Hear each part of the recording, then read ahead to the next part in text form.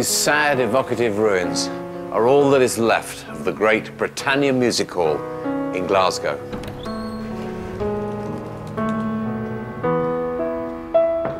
They feel like the relics of a vanished civilization, mysterious and incomprehensible to us now. The Britannia was built in 1857 at the height of the British music hall boom, and this stage has hosted performances by some of music hall's greatest names. Dan Leno, the King's Jester, described as the funniest man on earth. Marie Lloyd, the Queen of the Halls, notorious for her innuendo, but adored for songs that found laughter in the adversities of working-class life. And a 16-year-old Stan Laurel, who made an audience laugh for the first time in this room. In Victorian Britain, the music hall was ubiquitous. Every town, every suburb had its version of this space. The period of their heyday was a time of colossal upheaval in British society, and the halls were an authentic, creative response to this rapidly changing world. A hilarious, absurdist, mocking commentary on the life and times of the people in song and laughter. Mass entertainment has been my family business for generations, and I want to trace its evolution back to its earliest roots. I'll be visiting the venues, the warm, bright, welcoming spaces that grew out of our pub culture. Pot houses that became grand palaces where even the king came for a good night out. I'll be rediscovering the performers and their songs. Champagne Charlie is my name. And trying to decipher some Victorian innuendo. Daddy wouldn't buy me a Bow Wow. And I just think they must have been absolutely wonderful, and I just really wish I could have met some of them. They sound absolutely great. I'll be singing the odd verse myself.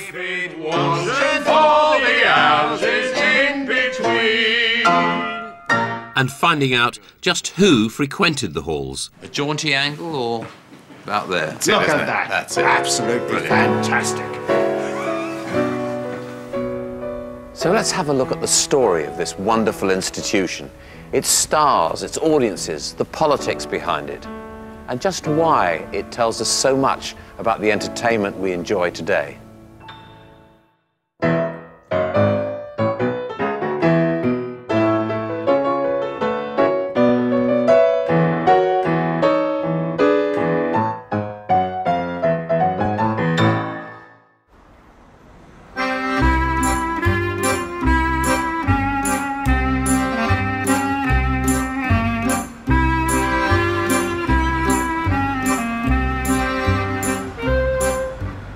Somewhere in this street, about 100 years ago, my grandparents, Olga and Isaac, began a new life in 2 rented rooms above a shoe shop. They were Jewish refugees from the Ukraine and settled here in the East End of London, at that time indisputably the greatest city on earth. Isaac died young, and it fell to my Uncle Lou to support the whole family. He developed an act dancing the Charleston on a tabletop, and his career in entertainment began. There must have been hundreds of stories just like his. A little talent carefully nurtured could offer a route out of poverty. When my Uncle Lou was dancing professionally in the 1930s, he was part of the variety business. The same business where later I learnt my trade as an agent. And it really was a business. The slick, well-oiled variety industry had its earliest roots in the music halls, a largely working-class affair, where the main aims were to escape the harsh conditions of urban life by having a laugh and having a drink. This great enterprise we call the music hall was born in these London streets 100 years before my Uncle Lou first danced on his tabletop. Music hall grew out of many different forms of entertainment popular in the 1830s, like the pleasure gardens, where Britain's increasingly urban population enjoyed a taste of the countryside with refreshments and genteel diversions.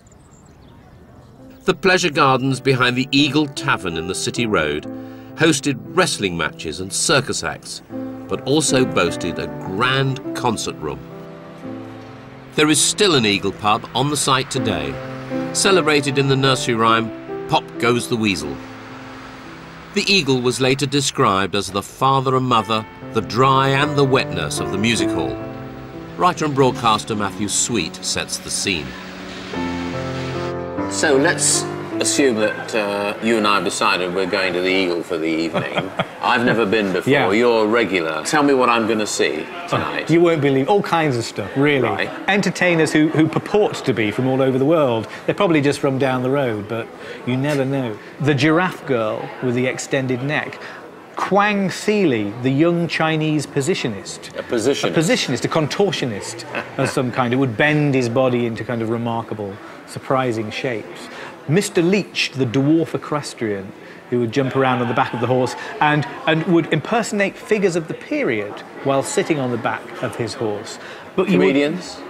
Well, singers, really. Comic songsters. Older forms of entertainment are dying away, or in some ways being kind of fleeced out of existence. Things like cockfighting. The Eagle was certainly famous enough to come to the attention of Charles Dickens. And if I could read you a quick reference from Sketches by Boz. Never was anything half so splendid. There was an orchestra for the singers, and everybody was eating and drinking as comfortably as possible. Just before the concert commenced, Mr. Samuel Wilkins ordered 2 glasses of rum and water and 2 slices of lemon, together with a pint of sherry wine for the ladies and some sweet caraway seed biscuits. Sounds really good, that, doesn't it? So this wasn't a really rough crowd. This wasn't the dregs of society. No. There's a lot of mahogany. You know, the quality of the panelling is emphasised. Dickens talks about the plate glass here, and that was a big attraction too. It had swinging plate glass doors, and they were something that people who came here remarked upon. So it was by no means a dive. It was somewhere very luxurious. What were the audiences like? Who were they?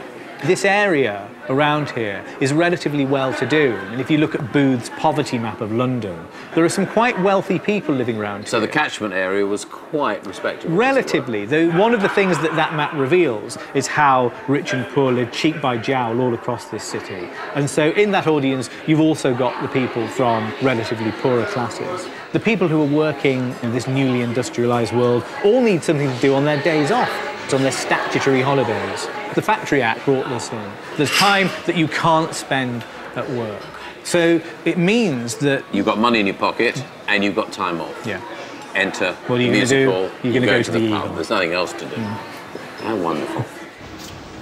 The 1830s saw the rise of a 10-hour movement, campaigning for a shorter working day, and a series of factory acts ensured that manual labourers were guaranteed some leisure time for the first time in history. The pub became the centre of community life, but the working man wanted to do more than just drink when he got there. In the tap rooms and saloon bars, informal glee clubs began to give the punters an opportunity for a sing-song. These developed into song and supper rooms with professional singers and proceedings regulated by a chairman. One such was the Cider Cellars in Covent Garden, where one of the world's first one-hit wonders, a newspaper compositor from Glasgow called W.G. Ross, sang the grisly ballad of Sam Hall. My name it is Sam Hall, Samuel Hall. This is Peter Sellers recreating Ross's performance in 1970. My name it is Sam Hall, and I answer one and all. You're a crowd of muckers all. Blast your eyes! Sam Hall told the story of a murderous chimney sweep contemplating his situation the night before he was taken to the gallows at Tyburn. I killed a man, they say, and in Newgate jail I lay, and the final debt must pay. Blast your eyes! Ross was a massive hit, and his success was due to something more than the ability to sing. He developed an act built around the character of Sam Hall, and it was artfully done. His soot-blackened features, his swaggering despair, the use he made of his simple props like the rough wooden chair, his cutty pipe, and above all his blood-curdling delivery, packed the house every night. So it's up the rope I go, while you bastards down below say, Sam, we told you so! Blast your eyes! Singers like Ross owed their success to their familiar routine, developing a recognisable persona with catchphrases that the audiences would happily hear again and again. Another early star was Sam Cowell, who was drawing crowds with an act based on the song Villikins and His Diner, a similarly morbid tale of a rich man whose daughter drinks a cup of cold poison when he tries to force her into an arranged marriage. Cowell was a fixture at a song and supper room called Evans's, which advertised itself as being for steady young men who admire a high class of music. These young men were establishing the idea of a social life, a very modern concept. The music they loved was also evolving a modern sound and structure, but its roots were still very traditional. I joined music hall enthusiasts Michael Kilgarriff and Barry Cryer for a bit of a sing-song. The kind of song really was, I think, still very much redolent of the folk song kind of tradition. For instance, Sam Cowell in 1836, he was singing this one, still well remembered. "'Tis of a rich merchant I'm going for to tell, who had for a fortune an uncommon nice young girl. Her name it was Dinah, just 16 years old, with a very large fortune in silver and gold." Singing do-ra-lie, oo-ra-lie, oo-ra-lie, and again do-ra-lie, oo-ra-lie, oo-ra-lie. Very good. Very sad end, that song, isn't it? Yeah, but they loved it. See, songs about suicide were hysterical because everybody died young. You know, it wasn't the great tragedy. But all the songs told a story. They told a strong narrative. They told a true story. They would choose a form of popular music that seemed very contemporary for them. So Viennese styles, for example, often influenced some of the earlier songs. One of Harry Clifton's most famous songs, Pretty Polly Perkins, is clearly a waltz. Oh, she was as beautiful as a butterfly and as proud as a queen, was pretty little Polly Perkins of Paddington Green. Wherever that song went, it would be adapted for another kind of audience. We tend to think of music hall always with a London focus, but for example in Newcastle, where they also were very fond of their music hall entertainment, Polly Perkins became Cushy Butterfield, a very different type of woman. Oh, she was a big lass and a bonny lass, and she likes her beer, and they call her Cushy Butterfield, and I wish she was here. What became very clear to the publicans who ran these early tavern concert rooms was that offering any kind of entertainment would increase the sales of alcohol. The comic singers were interspersed with everything from classical recitals to grand opera. The Eagle even had its own opera company, staging the latest works by Rossini and Bellini. But there was one area that was forbidden to them. They were not allowed to stage a play. Since Charles II, London theatres needed a royal patent to allow them to present legitimate theatre, and the King only handed out 2. In the 1830s, this was the extent of London's theatreland. The Royal Opera House here, or the Theatre Royal Covent Garden as it was known in those days, and just a few yards down the road, the Theatre Royal Drury Lane. Only in these 2 theatres could you put on a play. Now, the management of these 2 places obviously guarded their monopoly very vigorously.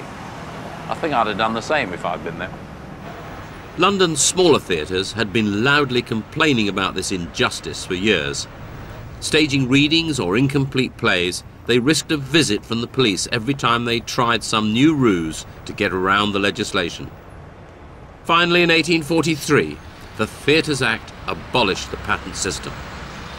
Any theatre could now apply for a dramatic licence, but they would not be allowed to sell liquor, and performances would be closely regulated by the Lord Chamberlain. Without a licence, there were no regulations at all. Drinking and eating were permitted in the auditorium, and as long as they steered clear of anything that might constitute a play, no one much minded what was on the stage. The immediate effect of this act was to divide the sober and respectable audience for theatre from the more thirsty types who sought their entertainment in the pub tap rooms.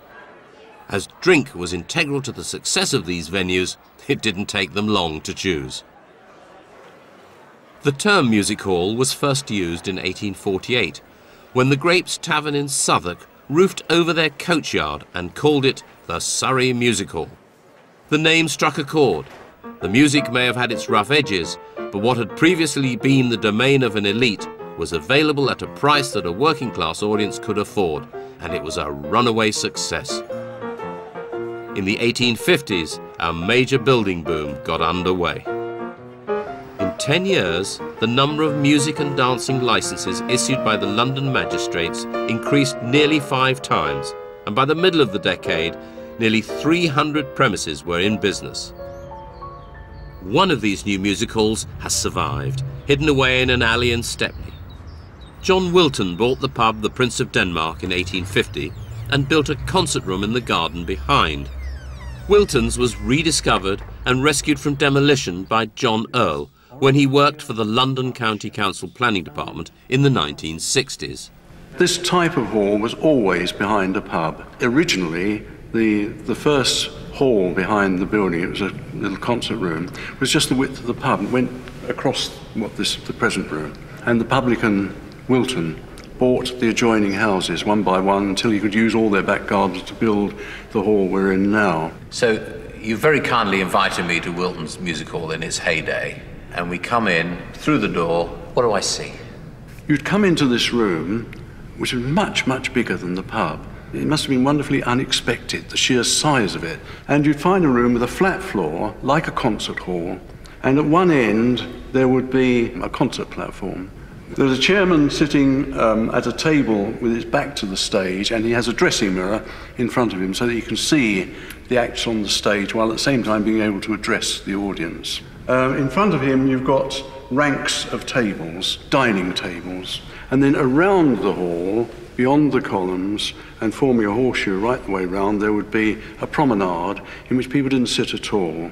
Booze was the essential element. That's what kept the place going. The earlier music halls didn't even charge for admission. By this time they were charging a few pence, but it was pence that you could present a token at the bar. That was wet money, and you got a drink to that value. That got you started. So essentially, selling booze was a really profitable business if it could build this. How was it lit? Magnificently. Really? It would be lit by gas, and in the centre would be a giant chandelier, the sun burner. It had a huge flue above it, a concentric flue, one flue inside another. The outer flue got hot and sucked air up the middle one, so the air was continually changing. Because everyone was smoking down here. Everyone was smoking cigars and pipes. And the blaze of the music hall was a great attraction in itself, and the warmth. The place was heated. And for poor people in this area, walking into a warmed room was really something in itself, a beautifully comfortable place. The entertainment would have started in the early evening and stretched to midnight and beyond. One continuous programme covering a wide variety of performers.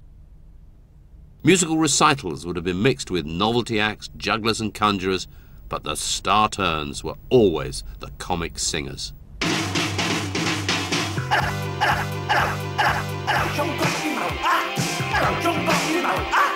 There is so much about comedy that's timeless. That what I was doing, even though I was talking about drugs and politics and surrealism and so on and so forth, that really, technically speaking, I was the same as any music hall comedian. I never actually thought about creating a persona for myself, but I think I just did it kind of naturally. When I started performing at the Comedy Store, in fact, I wore a leather jacket and chinos, and my hair wasn't that short, but very quickly I started going on stage, and it was during the kind of two-tone revival. I wore this kind of silk suit that I bought in an Oxfam shop, and something happened. I think partly because I'd started making money as a comic, I got fat very quickly, and the suit got really tight. Let's go get a light and bitter. One of the things I was very keen on was that kind of cabaret thing, and that took place in venues where drink was served. Ah, cheers, thanks a lot. Oh, nice one, yeah. All right, what are you having? And similarly in the music hall, of course, the music halls were, in a way, the variety wasn't, that alcohol was central to the music hall, you know, and so... Central to the economics. Yeah. The clubs that grew out of the alternative comedy movement in the 1980s are the closest thing we have today to the atmosphere of the original music halls. The acts on the stage competed with a very mobile audience, promenading, eating, drinking and having a good time amongst themselves. This is the Banana Comedy Club in Balham, South London, where I met a professor of stand-up comedy. Try and imagine explaining Eric Morecambe to somebody who's never seen him. It's all in the looks, it's all in the connection with the audience. The further back you go, the harder it is to get what they were doing.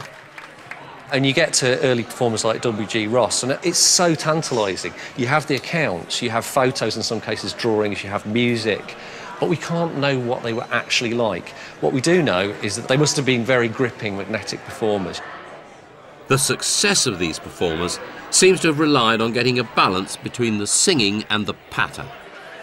Any form of popular entertainment which is defined by the effect you have on the audience, you know, anything you can do to involve them is good. So if they join in with the chorus, that's brilliant, they're on your side. If they go away singing your song, they're advertising your wares, you know, for future shows. In a way, music hall is the ancestor of both pop music and stand-up comedy. And there were some that veered more towards the songs, and the songs were important and people would hum them and sing along while they performed them. And for others, it was about the comedy. But essentially, they started with comic songs, character songs, and they would develop a little bit of patter in between. It's a little bit like what happened in the folk clubs in the 70s with people like Billy Connolly and Mike Harding and Jasper Carrott, in that they started as singers, and then gradually the talking, the funnies between the songs became more and more important. It's a particular kind of performance where what you're trying to do is grab hold of an audience, you're playing straight out to them. And if you don't do it properly, you know, you're going to come unstuck. Because actually in the music hall, if you read accounts of audience behaviour, they didn't just sit there politely. Some audiences were less polite than others, though. I belong to Glasgow, dear old Glasgow town. The Glasgow Britannia was one of the city's most popular halls in its Victorian heyday, but it closed in 1938 and quietly began to fall apart. But when I get a couple of drinks on a Saturday, Glasgow belongs to me. In London, the acts may have been booed and hissed from time to time, but a Glasgow audience showed its appreciation in a more tangible form. Leading the efforts to bring this venerable old hall back to life is Judith Bowers. I mean, they always talk about a Glasgow audience as being the toughest audience. And in fact, they actually say in Glasgow they left no turn unstoned, you know. And it's absolutely true, they were wild. They were really the people that lived and worked in this area. They're the poorest of the poor, working in the factories, the mills, the shipyards. And they were coming in here to blow off steam. 1/3 of the audience, boys aged between 9 and 13. What were they doing there? Well, they would come in here for their sport, really. And they've sat in the front of the balcony against the proscenium arch there. And in that area, they've left graffiti carved into the woodwork at the front. And we found things like lots of marbles, bits of penny whistle, bits of tin whistle. And we think the reason why they liked the front of the balcony is because it overhung the apron in front of the stage. And from there, they could wee over the edge and hit the comic on the apron. And of course, the boys that couldn't get into the front of the balcony would position themselves around the back of the balcony, and from there they could throw horse manure. You could shove it in your pockets before coming in and keep your hands warm, because it generates its own heat. The ladies allegedly used to bring in their own ammunition, which was also free and readily available, and that was the fish heads and fish guts from the fish market. So to survive, the artists themselves, it was a battle for survival on this stage. It was. You had to be good. So in amongst the debris when you came here, you found all kinds of clues. We identify where people sat in the building through what they've left behind. Well, we've got a few little buttons here. But these are fly buttons? But these are fly buttons, yeah. So people were either having a pee or doing something Or doing something naughty. And judging by the fact that these were all found along with a business card for Dr. Temple for diseases peculiar to men, I'll leave you to make your own mind up. The connection between theatres and prostitution was an ancient one, and the music halls were particularly popular with a better class of predatory young men, known as mashers, on the hunt for prostitutes. Rather half-hearted efforts were made to curb the trade, but it thrived nonetheless. The mashers. Tell us who the mashers were. Well, they were more your toffs, you know. Oh, the toffs did come. Yeah, come the here. toffs did come here to slum it. Were the mashers coming for the entertainment or for the prostitutes? Both. Do you think both? Bit of both, I think. The prostitutes would ply their wares in and around inside. Yeah. Then where would they complete the transaction, as it were? Well, probably where they were. I mean, there was plenty of distraction going on for the rest of the audience. And there were 1,500 people shoved in this small space, so, you know, you could probably get away with a lot up there, and nobody would notice. And don't forget the fact that smoking was notoriously bad in this building. The smoke was so thick that the audience complained they couldn't see the act on stage. But when I get a couple of drinks on a Saturday, Glasgow belongs to me. A visit to the Glasgow Britannia was probably as disreputable an experience as a music hall could provide. The Victorian reformers deplored the failure of the halls to achieve their great objective, to improve the lower orders. "We were told," moaned one newspaper, "that many people who now spend the hours of the night in dissolute indulgence at the public houses would in time be weaned from their evil doings." "Those who attended the halls," complained another, "were like the biblical sinners who would rather be drowned than get up and walk into the ark." But though it seemed an impossible goal, respectability was coming to the music hall. In Victorian times, this narrow lane just south of the River Thames was a marshy neighbourhood of slum housing crisscrossed by railway lines leading in to the new Waterloo station. Right here, under these Eurostar rail tracks, is the site of probably the most important building in the whole of our story, the Canterbury Music Hall. In 1849, the Canterbury was a modest pub with a skittle alley. It changed hands that year, and its new owner immediately set about an ambitious programme of improvements. The word impresario was the Italian word to describe people who managed opera companies. But about this time, the meaning broadened to include anybody who invested in the music hall in show business. The word perfectly describes the man who built the Canterbury, Charles Morton. It was Morton who grasped the potential of the halls like no one else. He had seen the runaway business being done in the East End, but he instinctively recognised the need to package this phenomenon for a wider audience. He wanted to cleanse music hall of its unsavoury reputation and make it safe for the middle classes. To begin with, he seemed to be following a well-worn path. This area was not obviously any more appealing than the East End slums. But Morton gained a London-wide reputation for the Canterbury by paying top rates to attract the very best vocal and comic talents to his hall in the unlikely setting of Lambeth Marsh. It worked. The location was close enough to the West End to draw in new audiences.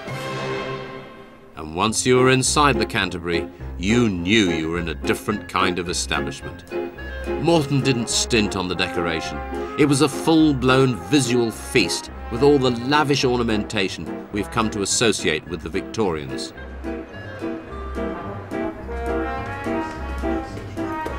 Rather more functional, but equally impressive, are the storerooms of the Victoria and Albert Museum in West London.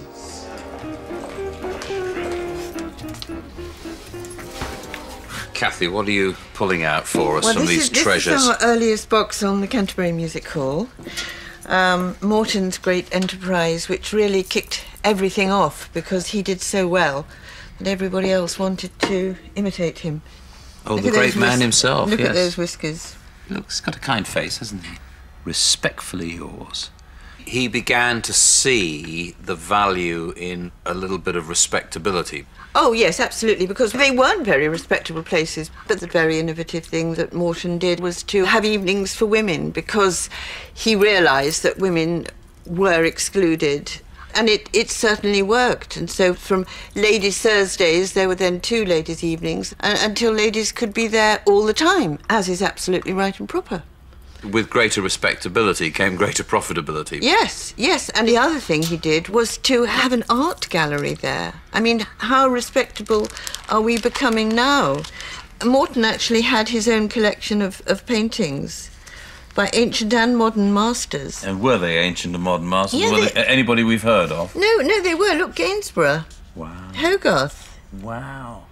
Whoever bought this programme has annotated it with comments. Good idea, it says. The culprit. The culprit. This one says, ugly, especially... The women. Especially the women. Yes. Morton's idea of picture galleries wasn't tokenism. They were a genuine attraction. Absolutely. Of course, this is only 30 years after the National Gallery opened in London as well. So Morton is being very grandiose in having his own gallery. And on the back, you will see the Royal Academy over the water, Canterbury Hall, Westminster Road. Suppers, etc., until 12 o'clock. Oh, we've got the menu here. Oh, that's wonderful. The 1 shilling supper. What have we got for dinner tonight, lads? Cold roast beef, boiled fowl and bacon, haricot mutton, kidneys. Boiled cod and egg sauce. Ugh. It must be a heck of a kitchen they were running there. What treasure are we going to find underneath here? What's this? Canterbury Hall, Verdi Opera, Macbeth every evening. Yes, you see, improving. Nice and bloodthirsty, though, isn't it? What's this? July the 1st. Can you read that? 1859. 59, yes. Not the least remarkable sign of the spread of a taste for music in England is to be found in the rapid growth of music halls for the people. Sprung, oh, here we are, this is Sprung from the concerts at supper taverns, the music halls have provided a purer class of entertainment, which are nightly resorted to by mechanics and their wives, and by the middle classes, who find provided for them the most excellent programmes, with artists fully competent to do justice to them. Morton was making a fortune, and his next step was to move into the West End. The Oxford Music Hall, a larger and grander version of the Canterbury, opened here on the corner of Oxford Street and Tottenham Court Road in 1861. Morton's successful business model was quickly copied by others. This is Weston's in Holborn, operating on very similar lines. Morton's practice of paying premium rates for the top performers saw them start to earn sizable salaries, and we begin to see the birth of a modern star system. One of the first to benefit from this development was George Leyburn, better known today by the name of his most famous song, Champagne Charlie. Chris Beeching has written a biography of George and also performs a one-man Leyburn tribute act, which includes a more authentic version of the great man's nose. When he was put under contract with the Canterbury, George could actually earn £120 a week. The people in the gallery he was playing to, they were earning £20 a year. A year. The mainstay of Leyburn's act was the satirical portrayal of the upper-class young man about town, frequently seen slumming it in the audience at the music hall. As you may suppose, when you look at my clothes, I'm Prince of all nautical swells. And the fellows I meet... They were known colloquially as dudes, mashers and toffs, or most commonly, swells. The fellas look upon me with a jealous eye. The ladies all adore me as I saunter by. They titter and they blush, then after me they rush. For heaviest of heavy seaside swells am I. I think he latched on to the upper-class chappies. These Piccadilly Weepers, right? Is that what they're called? They're called Piccadilly Weepers, and this is a Piccadilly window. Wonderful. Yes, it was marvellous stuff, isn't it? But these had become awfully popular, tremendously popular. Decked out in a full set of Piccadilly weepers, it was Champagne Charlie that launched Laban into the big time. Did he write Champagne Charlie? Yes, he wrote the words. He was quite clever at playing naughty double game on songs. There's the PRFG game. It's private rooms for gentlemen, which were the rooms hired by the hour. The thing I most excel in is the PRFG game. A noise all night, in bed all day, and swimming in champagne. For Champagne Charlie is my name. Champagne Charlie is my name. Good for any... He had wonderful long legs as well. The women fainted at his legs, the length of his legs. Great charisma. Champagne Charlie is my name. Good for any game at night. Boys who come and join me in the street. According to the song lyric, Moet was Charlie's favourite brand of bubbly, and Laban was rumoured to be paid by the firm to push their wares and live a champagne lifestyle off stage as well. A rivalry developed with another comic singer known as the Great Vance, who promoted Clicquot in similar terms. What we have here is the birth of celebrity endorsement. Exactly. Yes. And a brand war. We've got Clicquot versus Moet. Yes. Vance versus Laban. Yes. Now you're going to have the unenviable task of turning me into a toff. Yes, don't mind if I bend this. I'm sure you'll be able to iron it flat afterwards. I have a man that sees to that. Oh, really? Yeah. Oh, of course you do. My agent. Of course. Put the cravat on. Is that Victorian Velcro, or is it... It's very Victorian. There we are, Michael. There we go. Hope it fits. Nice material. Yes, very nice. I had a sofa like this. That's a three-piece suite, actually. Oh, really? How lovely. A frock coat. Frock coat. This is what the toffs wore, is it? Yes. I rather like this. I think it looks splendid. And here is your crowning glory, the hat. A jaunty angle, or out there? What do you think? Look at this. The heaviest of swells. Ah, fantastic. That's Look it, at isn't it? that. That's it. Absolutely fantastic.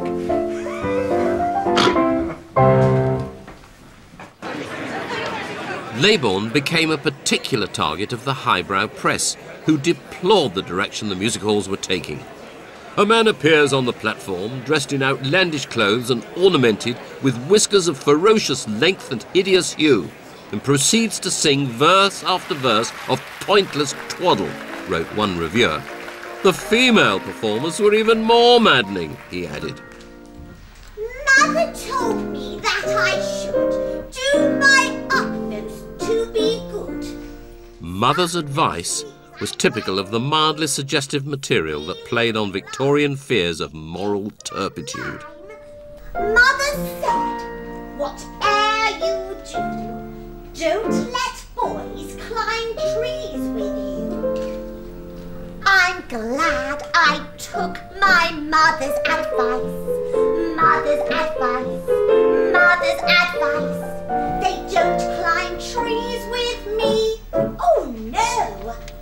They help me up and wait below.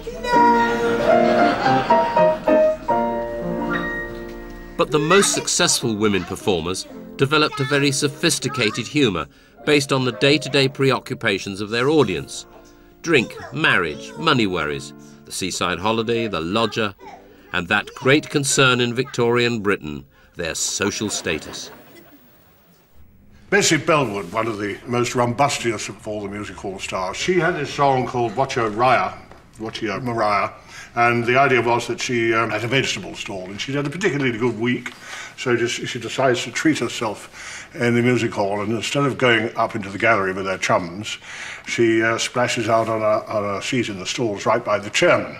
It has a very lengthy verse where she explains who she is, sets the narrative in motion. I am a girl what's doing very well in the vegetable line, and as I'd saved a bob or two, I thought I'd cut to shine.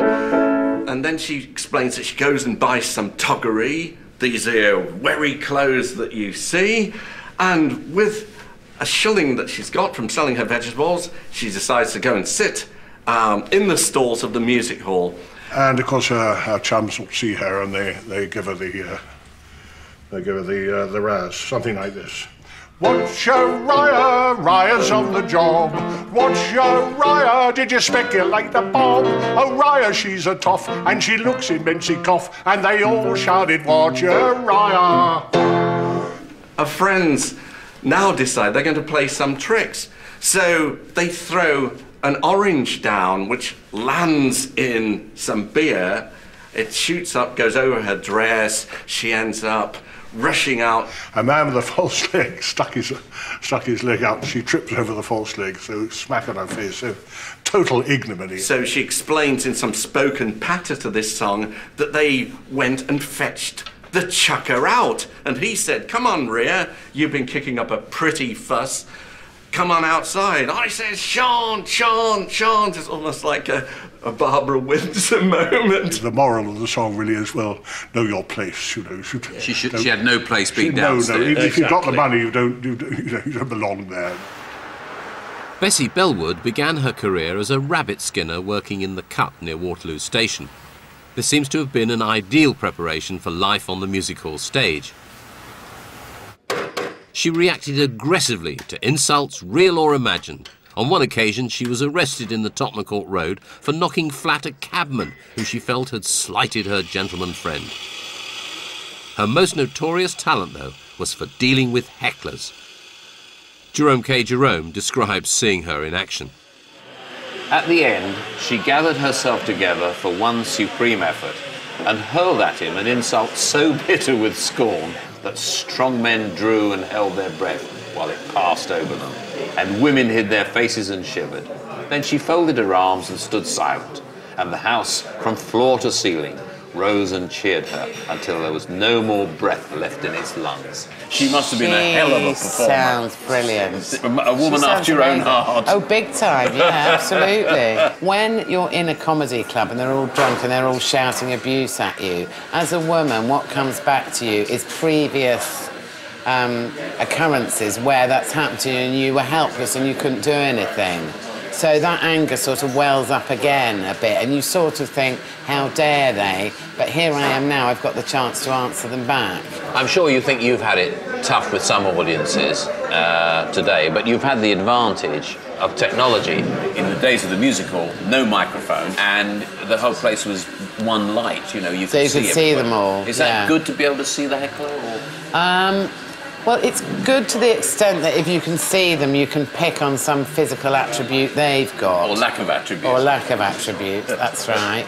On the other hand, as a performer, it's not great generally. I prefer to not see the audience, because when you can see them, they somehow become more sort of human to you, and you actually want to be able to be nasty to them if they're nasty to you. So I find that quite hard if you can see them. And every comedian that I know lives in fear of being destroyed by a heckler or... I mean, the thing about audiences is, as a group, I think they're not a kind group of people. If you start to falter or look like you're struggling, they don't buoy you up with their love. They want to kill you. So, you know, once you're struggling, you're really in trouble, because then the room drops away, the atmosphere changes, and you can see them all sitting there, you know, saying, "Go on, what are you going to do about it then? Come on, dance, monkey, dance." It's Reading the accounts of the time, it seems to me that the women who succeeded became known as serio-comics. In other words, their songs, their patter, was drawn from life experience. Well, I think that's the difference between men and women in some ways, not just in comedy, but generally, because I think women use their own personal experience much more.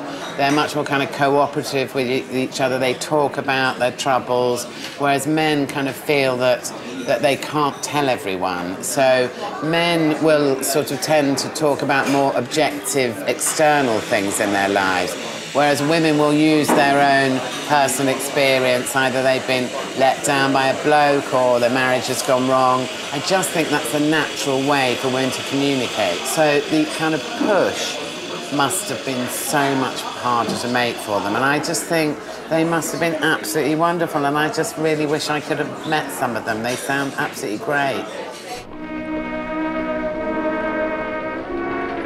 In 1861, the year that Morton built the Oxford, the magnificent Alhambra opened its doors. Give my regards to Leicester Square. It stood on the site now occupied by the Odeon Cinema in Leicester Square. Serio-comic singers were not the only female attractions here.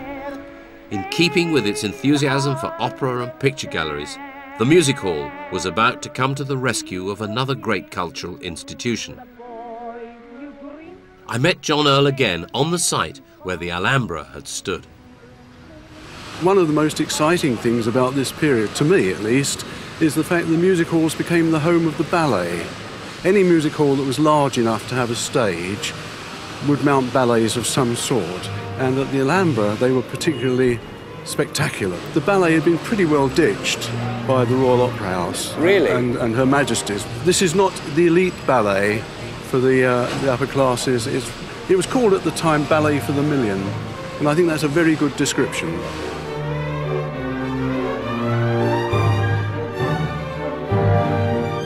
And Ballet for the Million meant lovely legs.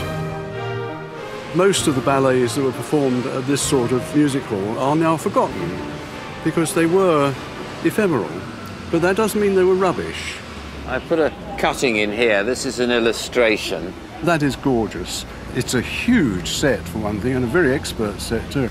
We had some of the best scene painters in the world in London. But We still do. And we still do, We still yes. do, yeah.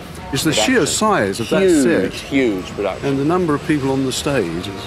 The music hall had kept the ballet alive, and when the Russian ballet arrived, they were astonished to find there was already a ballet audience in London.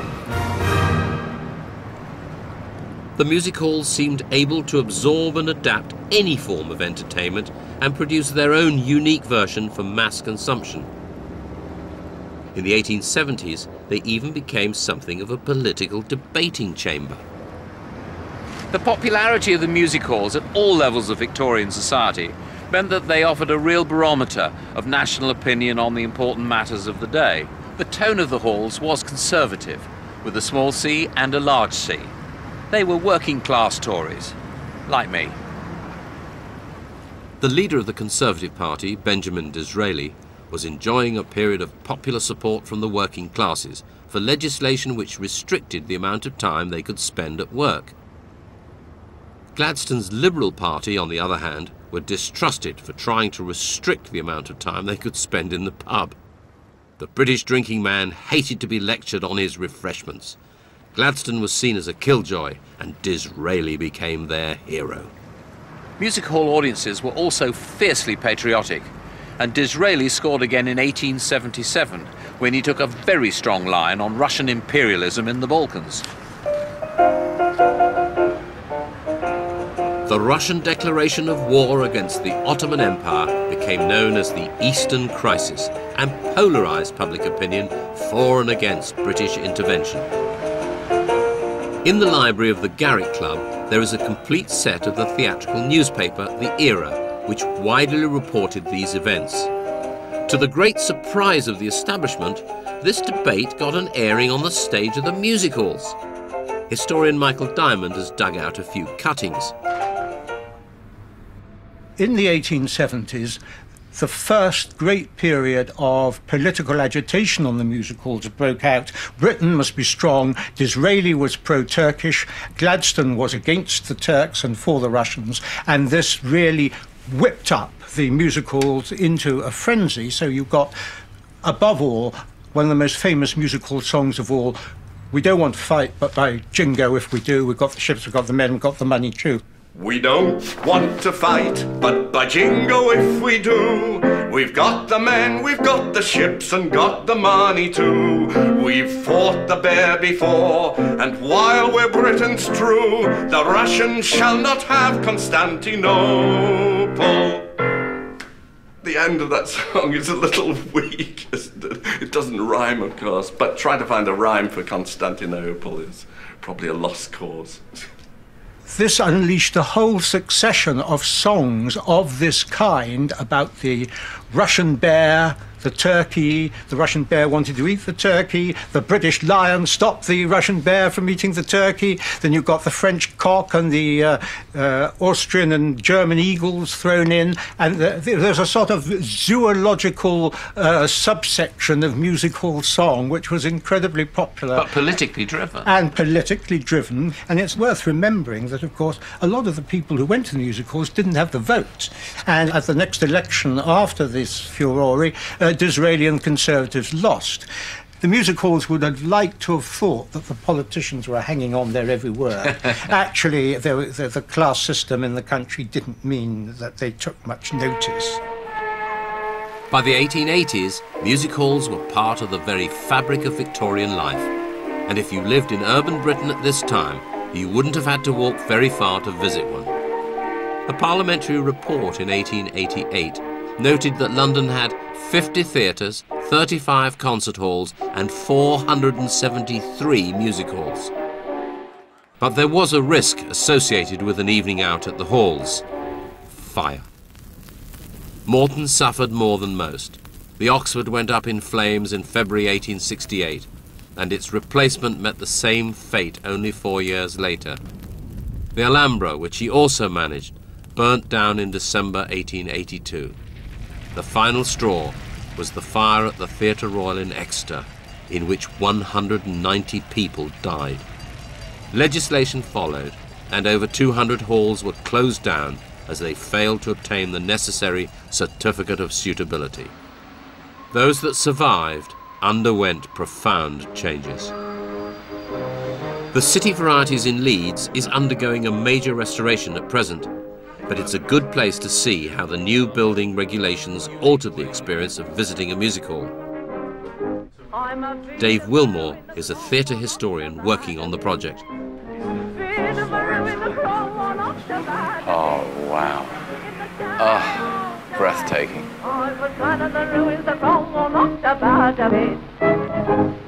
If you look at the built record of music halls and theatres in the 19th century, I think the average life of the theatre, the expectancy of it, is about 15 years. That's either because you want to rebuild it and make it bigger because it's such a commercial success, or more likely it burns down, which just tells you how fantastic it is that this is a survivor. Originally it was this flat-floored music hall with tables, loose chairs. Lots of booze. Lots of booze, lots of activity. Bar at the back. Yeah, probably not even licensed to a capacity, you know. If people turned up, they'd sell a ticket and let them in. No health and safety? No, not really. None at all. Not at all. Loose seating was clearly dangerous. In the event of panic, people run and the loose seats get knocked over.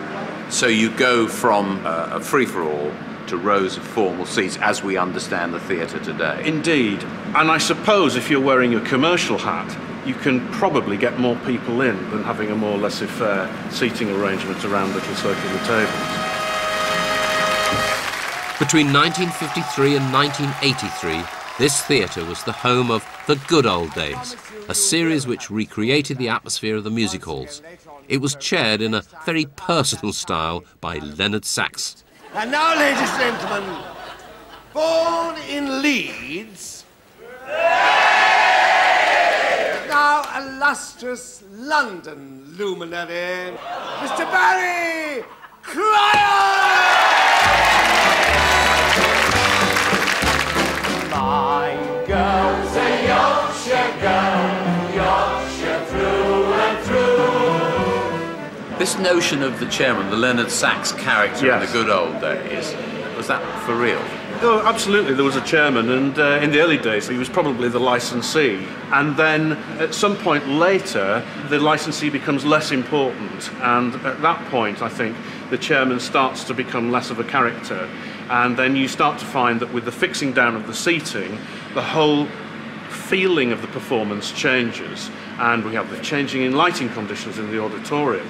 Here, you would have had the transition from gas in the early days to the electricity.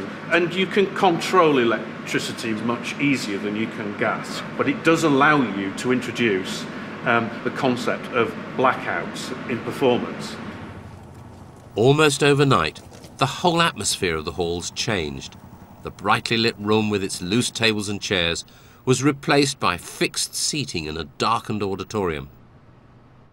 The theatre and the music hall, who had gone their separate ways after the Theatres Act in 1843, found their paths converging some 40 years later. But none of these changes had any effect on the popularity of the entertainment on offer. The music halls held up a mirror to their audience, reflecting a comical, sentimental vision of their own working lives. The Cockney coster became a regular turn in the 1880s. A costermonger was an itinerant fruit and veg seller, a romantic working-class stereotype that could be admired by all. The most successful costers had questionable qualifications as cockneys. One of the first was the Great Vance, whose costermonger Joe disguised his former profession as a solicitor's clerk. Or Albert Chevalier, who was dubbed the Coster's Laureate, even though he was born on the Royal Crescent in Notting Hill. A more authentic model was Gus Elan, formerly an egg packer, who had a massive hit with If It Wasn't for the Houses in Between. It was supposed to be a parody on, in the 90s, the middle classes, Mania for Gardens, trying to ape the upper classes, I suppose, with their estates. And this is the song about a Cockney. He was, presumably had a barrow. He didn't have a garden, he had a backyard. If you saw my little backyard, what a pretty spot you'd cry. Oh, it's a picture on a sunny summer day, with the turnip tops and cabbages, what people doesn't buy. On a Sunday market, I'll make 'em look all gay. Oh, the neighbours thinks I grows them, and you'd fancy you're in Kent, or in Hepsom, if you'd gazed into the mews. It's a wonder as a landlord doesn't want to pay the rent, because we've got such knobby distant views. Oh, it really is a very pretty garden, and Chingford to the eastward could be seen. With a ladder and some glasses, you can see to Hackney Marshes. If it wasn't for the houses in between. Very good. Isn't it? Gus Elan, Good yes. lyric, isn't it? Very good. The coster was just one amongst a gallery of familiar stock characters that appeared on every bill. Irish and Scottish acts were particularly popular. We are going to go roaming in the gloaming by the bonny banks of Clyde. Harry Lauder became the most famous Scotsman in the world, singing his own compositions like Roman in the Gloamin'. I've seen lots of bonny lasses travelling far and wide, but my heart is centred now on bonny Kate McBride. Lauder, a former miner, was often criticised in Scotland as a crude caricature of a Scot, and the stereotypical tight-fisted Scotsman may owe a great deal to Lauder's stage act. Roaming in the gloaming on the bonny banks of Clyde. In his early days, he was just as likely to perform as an Irishman. English audiences unfamiliar with the nuances of the accent seemed just as happy either way. Oh, it's lovely roaming in the gloaming. You have to start with the stereotype, with the character that everybody will recognise. You've only got a very short time, a term, well, 7 minutes. You can't build up some character from nowhere. You can't come on and have people think, oh, what might this be meant to represent? That's not going to work. So you come on dressed as a stage Irishman with a shillelagh and a crushed hat and collapsing corduroy trousers, and they know who you are. The biggest stars of the music hall were by now becoming household names, better known than the Prime Minister, and usually more popular. David Drummond, who runs a small shop just off the Charing Cross Road, has a treasure trove of material related to these performers. This shop really is an Aladdin's cave of music hall ephemera. Mention almost any performer from the heyday of the halls, and David will have something tucked away to show you. What do we know about Little Tish? Oh, his real name was Harry Relf. He was more of a physical comedian. Yes, but he was, first of all, he was small.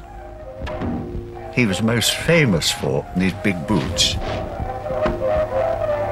And I have somewhere his date book, and there is not one free date the entire year. Oh, that looks like a contract. I recognise a contract anywhere. This is a contract for our little Titch to appear in Star comedian, it says. Look at the salary. £225 per week. What would that be now? 20,000. Little Titch's contemporary Dan Leno, a full 9 inches taller, started his career as a clog dancer, but eventually became the most popular comedian on the halls. And Mother's at the bottom of it all. There's a world of truth in that. Oh, there's bits of patter, tiny bits of patter in between the verses here. Oh, they do beat me, and of course you daren't hit a woman. Well, I know I daren't. They've got a big laugh, I bet. Terrible material, isn't it? I don't know what I wanted to get married for. With respect, I think it's the way you perform it. Maybe. My life's one long wretchedness, and it's all through a woman with a coal black eye. Wonderful. Another hugely popular music hall staple were the male impersonators, female comic singers who dressed as men. A woman wearing trousers was considered quite shocking at the time, but once again, the music halls seemed to get away with it. Ah, well, there we are. They've got Vesta Tilley here. Wow, look at that. And there she is, as a fine gentleman. Well, you wouldn't want to cross her, would you? What you might be interested in, that is Vesta Tilley's waistcoat. And it's very frail. Fine silk. She probably flattened her boobs, didn't she, for the effect? She certainly wasn't petite, if that fitted her. No, no.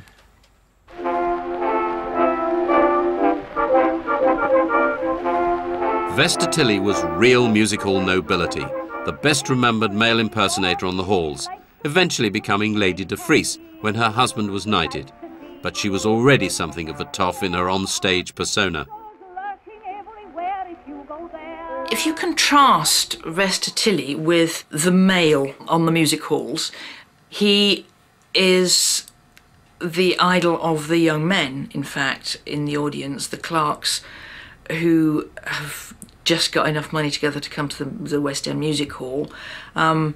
He struts on with an explosive champagne bottle and songs about being drunk and songs about the number of women that he's mashed and lots of aggressive masculinity and huge mutton chuck whiskers and stomping about, being, okay, quite sexy but quite scary. Whereas Vesta Tilley's young men, you would want to pet. They're little boys doing their best to be like that, but not really like that. And they're so much more romantic, and they're so much less threatening. Musical audiences loved seeing threat reduced to comic caricature. But looking back at their portrayal of black people is quite shocking for us today. When black American minstrel troupes arrived in London in the 1840s, they became hugely popular. The music halls appropriated the musical style, but the songs were performed by white men in blackface makeup. One of the most obviously appalling things to us is the way that it was absolutely central to an enormous amount of Victorian entertainment that white men blacked their faces and pretended to be black men. We have all kinds of problems about that, obviously, but one of our problems is that we cannot imagine what, to a Victorian audience, it would mean to see somebody with a black face. There were not that many people with black faces around. In America, it was very different, of course. In America, the impersonating of black people by white people was all connected with slavery. In the music halls, the absolutely ubiquitous blackface act moves away from being the kind of thing that the Americans originally brought to being a kind of broad clowning.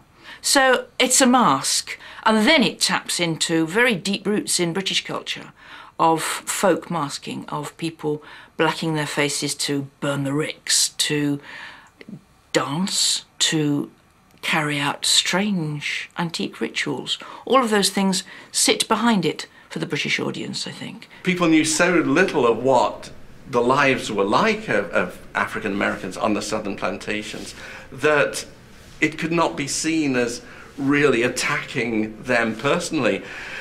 What I think happens with blackface minstrelsy is that there's a mixture of fear in the reception of the music, that people don't understand what black people are like.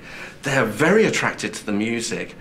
And then you find that an instrument that previously would be seen as a mark of degradation, like the banjo, goes more and more upmarket until by the time we're in the later century, even the Prince of Wales wants to learn to play the banjo, and he hires a black banjo player, James Bohee, to teach him to play the banjo.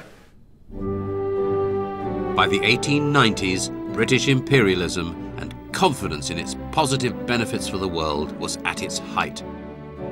The word empire was everywhere, and Edward Moss, a theatrical impresario from Scotland, chose it for his new chain of large music-hall theatres. At the same time, another chain was established by Oswald Stoll from his base in Liverpool.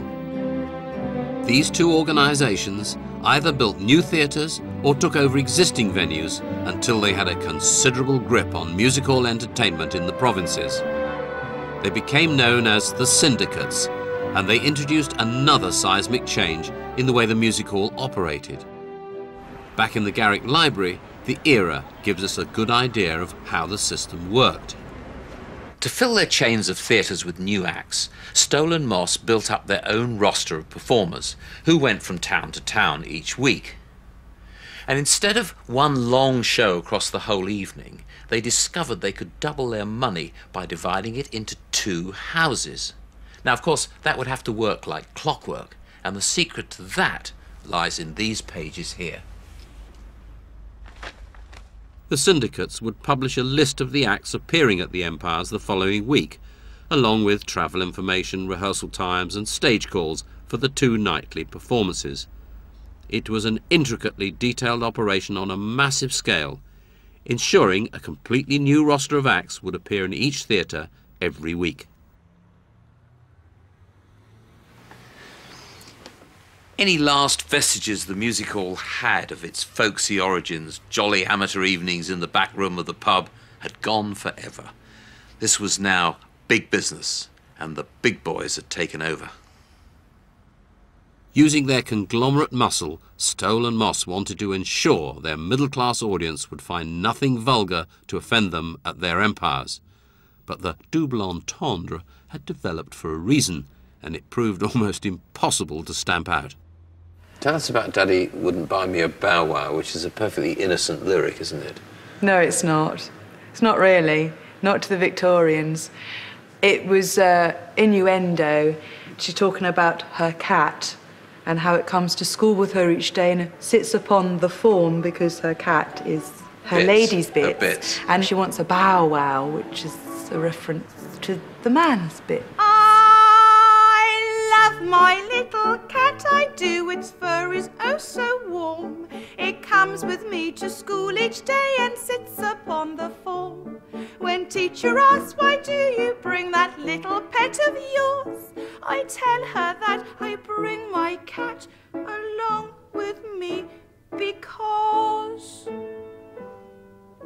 Daddy wouldn't buy me a bow wow. Daddy wouldn't buy me a bow wow. I've got a little cat and I'm very fond of that, but I'd rather have a bow wow wow. Sometimes, however, the double meaning was very clumsily disguised. I have brought along a song which, in my experience, is just about the dirtiest I've ever come across. We talk about double entendre. It's called The Tuner's Opportunity, because every middle-class, lower middle-class family had a piano. So you had your piano tuner. So you had this... Tuner's opportunity. To get it, yes. Miss Crotchety Quaver was sweet 17 and a player of infinite skill. She could play all the day, all the evening as well, making all the neighbourhood ill. And to keep her piano in tune, she would have a good tuner constantly there. And he'd pull up her instrument 3 times a week, just to keep it in proper repair. And first he tuned it gently, then he tuned it strong. Then he'd touch a short note, then he'd pass along. Then he'd go with vengeance enough to break the key. At length he tuned whenever he got an opportunity. And that's just the first verse.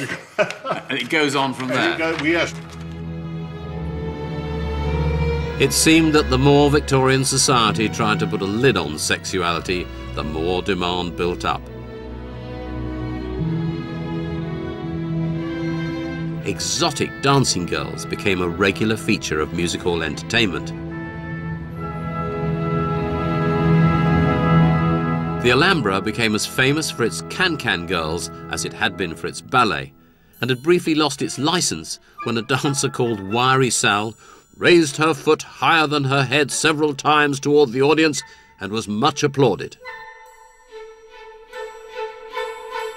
The can-can became a truly global phenomenon, and in 1891 a young English girl called Lottie Collins saw a version of it being performed in New York to a very catchy new song called Tarara Boom-de-ay. She brought it home with her to London and became an overnight sensation. A sweet tuxedo girl, you see, queen of swell society, just the type you'd like to hold. Lottie would begin the first verse very demurely, then explode into the chorus with her legs kicking and skirts swirling to expose an indecent amount of stocking, suspender, bare thigh and more. The nutty 90s were in full swing. The very epitome of naughtiness, however, was not a chance glimpse of Lottie's stocking tops, but the legendary wink of another East Ender, Marie Lloyd. Marie's career began on the stage of the Eagle when she was 14, and it was obvious from the outset that she possessed a great deal of charm and charisma. Innuendo was not hard to detect in songs like She'd Never Had Her Ticket Punched Before, which told the story of a country girl arriving at Euston for the first time. On a similar theme, in Oh Mr. Porter, a young woman accidentally catches the wrong train, but the message is that she has gone too far. Oh, Mr. Porter, what shall I do? I want to go to Birmingham and they're taking me on to cruise. Send me back to London as quickly as you can. Oh, Mr. Porter, what a silly girl I am. The rapid spread of the railways across Victorian Britain offered a rich new vein of sexual metaphor, which was enthusiastically embraced by the music hall songwriters. The moral crusaders knew it was rude, but how do you outlaw a song about shunting? These music hall performers, they got these stories told about them. Sometimes they were very rude. One is that Marie Lloyd sang a song called She Sits Amongst the Cabbages and Peas, and she was told she couldn't sing this, so she altered it to She Sits Amongst the Cabbages and Leeks. And if ever people talk about Marie Lloyd now, they quote this song, but there never was such a song, and certainly Marie never sung it. Now, my grandma, who was very much of a typical Victorian person, who was very straight-laced, and she loved Marie Lloyd, and she said the thing about Marie Lloyd was her personality. She was so warm, and she was able to project to the audience, and she had a lot of vulgar innuendo, but nothing really offensive. And that was one of the things that Marie was so successful. Other people probably had better songs, but they didn't have the personality that Marie had. Marie Lloyd became and probably remains the greatest star the music hall ever produced. But there'd always been a section of Victorian society who felt she represented the worst sort of vulgarity, and that music halls corrupted the minds of their audience. In the 1890s, these moral guardians began to make their presence felt. The National Vigilance Association was formed to encourage the suppression of criminal vice and public immorality. And they saw plenty of that in the music halls, both on the stage and off. It wasn't just the ballerina's legs or the can-can girl's garters, there was a new vogue for living statues, or pose plastique. This involved a group of figures who would pose stock still on stage in the attitude of classical statuary or famous paintings. They almost invariably included a virtually naked female Venus, if not several. These disreputable performances were seen to encourage the public immorality they sought to stamp out. A prominent voice in the vigilance movement was a Mrs. Laura Ormiston Chant, who devoted herself to the cause. Mrs. Ormiston Chant spent the warm summer evenings of 1894 patrolling the 5-shilling tier promenade of the Empire Leicester Square here, making copious notes of the contact between the sexes. The promenade bars were the last vestiges of the old informal nature of the original music halls, but they had become notorious places where prostitutes plied their trade. Mrs. Ormiston Chant discounted from her survey accompanied ladies, those without makeup, and those who avoided the gaze of gentlemen with whom they were unacquainted. Once this minority were excluded, it was plain that there were a great many women who were there for the very worst of reasons. Her evidence to the licensing authorities briefly closed down the Empire. We have no right to sanction on the stage that which, if it were done in the street, would compel a policeman to lock the offender up. The place at night is the habitual resort for prostitutes in pursuit of their traffic, and that portions of the entertainment are most objectionable, obnoxious, and against the best interest and moral well-being of the community at large. The theatre was closed until a screen was erected between the promenade and the auditorium. A vocal opponent of this was a young Sandhurst cadet by the name of Winston Churchill. Did you see the papers about the riot at the Empire last Saturday? It was I who led the rioters, he boasted to his brother. He and his colleagues tore down the wooden canvas screens, and he climbed up onto the debris and addressed the theatre audience on the subject of liberty. He described it as his true maiden speech. Churchill may have gone on to greater things, but it was Mrs. Ormiston Chant who more accurately reflected the mood of the age. Respectability was becoming a Victorian obsession and was the cornerstone of the success of the syndicates. In Leeds, in 1898, the Empire Palace Theatre opened. It was built by the newly formed Moss Empire Syndicate, an amalgamation of the Stowell and Moss organisations. Though they were still very much a provincial operation, it was a clear sign of their confidence and ambition. Determined to place music hall at the heart of mainstream city life, alongside the theatre, they built a hotel and one of the world's first purpose-built shopping malls, a far cry from the city varieties across the street. The theatre itself is now a department store, but Barry Cryer remembers it well. One of my earliest memories was being taken out to the theatre with my mother. We had the city varieties. No decent woman would be seen there. So we go now and again to the Empire, number 1, Moss Empire. I remember the atmosphere. It was brash and colourful and noisy and people arriving, and then you went into the auditorium. It was just magical. And then the curtain goes up and it gets even better, and the band strike up and all that. And I sat next to my mother in this theatre, watching her twinkling away, loving every minute of it. It was superb. The architect who designed every part of this bold development, from the Grand Theatre to the last square of mosaic in the pavements, was Frank Matcham.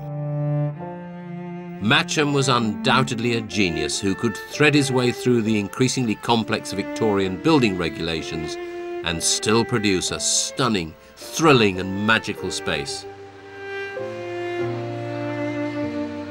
These arcades earned Leeds the title the Milan of the north of England.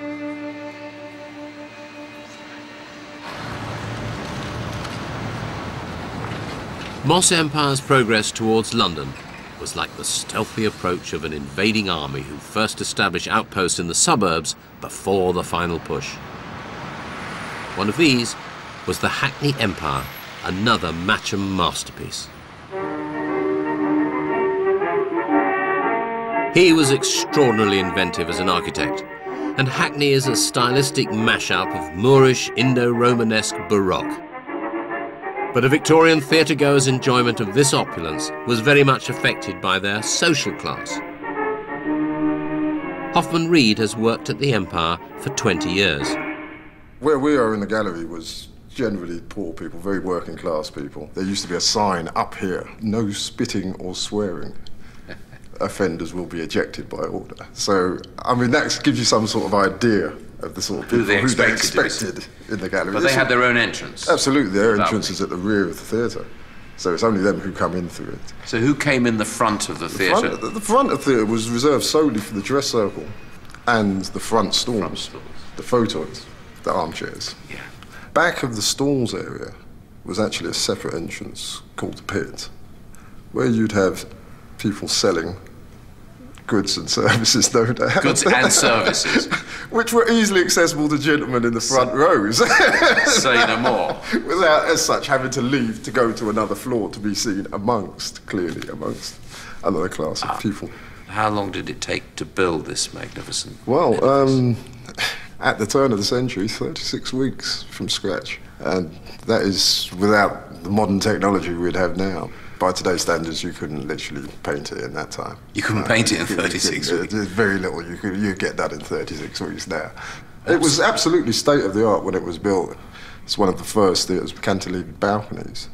Oh, really? So there's pre-stressed concrete balconies, no pillars, which is where the incredible sightlines come from, because you have unobstructed views from every floor. A couple of years ago, we had Madness doing a reunion kicking it. You had about 300 guys reliving their youth in their mid-30s, jumping up and down, and you could see it literally flex. Well, this is down in the dress circle. This is the dress circle, literally, and it must have been flexing by about 4 inches up and down, the whole of it. Wow. If you really want to understand why Frank Matcham was the greatest theatre architect that ever lived, you only have to sit here where I'm sitting, the worst seat in the house. I have got a fabulous view of everything. And yet, in all Matcham's theatres, as far as I can tell, there were never problems with the sound. No, well, I think there's a lot more science actually applied to it than he's given credit for. The stage itself acts as a speaker. The shape of the auditorium acts as a cone, if you like. How did he know that stuff, Matcham? I'd rather like to test that. Would you mind going on the stage and asking me a question very quietly, and I'll see if I can hear it from back here? Absolutely, it'd be a pleasure. Okay, thank you. I'll leave you. There we go. Don't do any of my material now. Finally down there.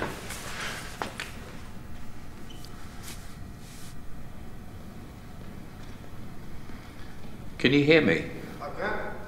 I can hear you. Hoffman, the two domes on either side of the proscenium, what are they made of? It's all plasterwork. All of it is Rococo plasterwork. What's amazing is there's no echo, there's no reverb, there's incredible crystal clarity. I can hear every syllable. Amazing.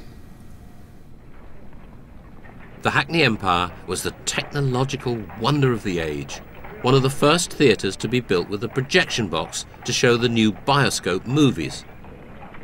The Bioscope had begun as a fairground attraction, but was now a feature of every music hall bill, an ominous development that would have far-reaching consequences. In 1912, at the Palace Theatre, Oswald Stoll received his ultimate accolade when he was invited to arrange the Royal Music Hall performance by command of His Majesty.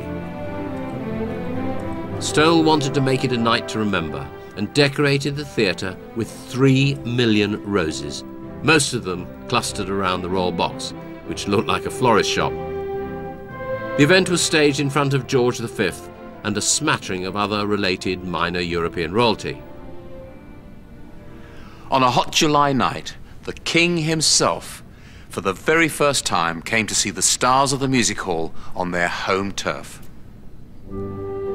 His father, Edward VII, loved dressing up for a party and often invited music hall stars to perform at his private soiree.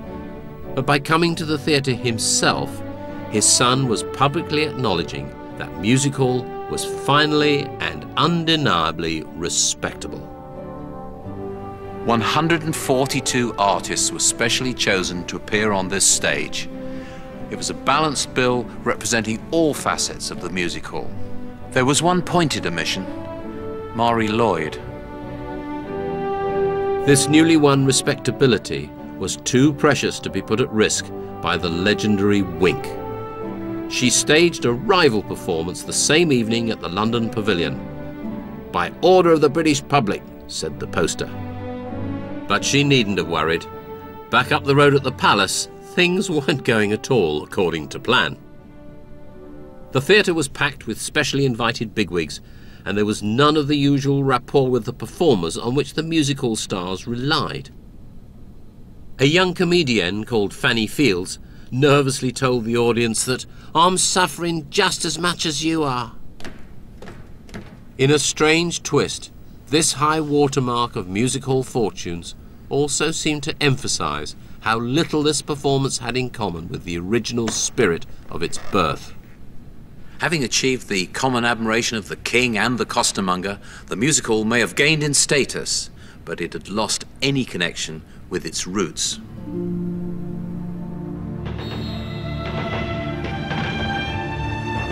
In 1914, when the First World War broke out, the minor royals who attended the command performance found themselves on opposite sides of the barbed wire. The troops dug trenches while singing the music hall's greatest hits. But back in Blighty, the war closed many of the halls for the duration. The male impersonators were hugely popular, turning out in military uniform. Vesta Tilley earned the nickname Britain's best recruiting sergeant and distributed chocolate to the Tommies. But songs like "Good Luck to the Girl Who Loves a Soldier" expressed a very different sentiment to the jingo songs of 40 years earlier. And when the war was over, the halls, like everything else, had changed. In 1919, the King visited Frank Matcham's magnificent London Coliseum, the grandest theatre in Moss Empire's chain.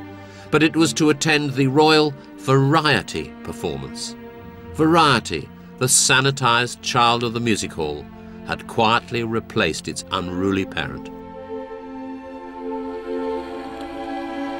There were other competitors for the punters' pennies.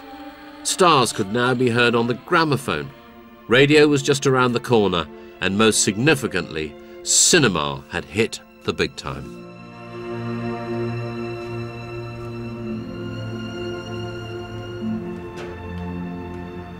We're at the back of the balcony at the Britannia Glasgow, and this is a projection booth which was just hacked into the back of the building so they could project the great novelty of the bioscope moving pictures onto the stage. What began as a minor attraction at the bottom of the bill had become the headlining act. And at some point in these interwar years, people began to refer to the music hall in the past tense.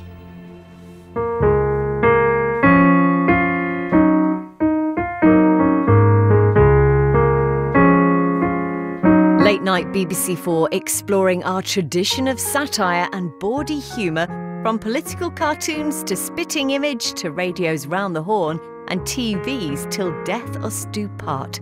Rude Britannia is next.